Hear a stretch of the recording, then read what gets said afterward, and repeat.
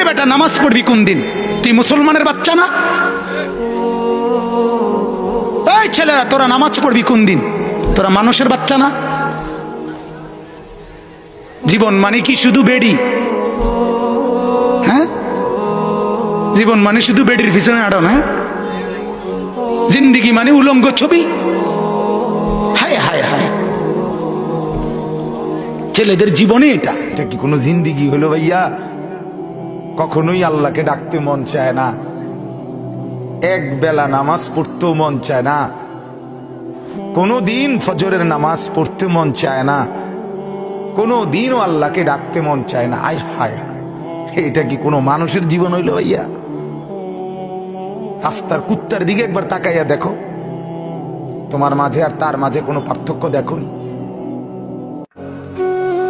যুবক, এই ছেলেরা বল না বাপ, আজ সারা দিনে যারা এক ওয়াক্ত নামাজ পড়ো নাই, আল্লাহর সাথে এত রাগ কেন করলা? মনিবের সাথে এত নারাজ কেন হলা?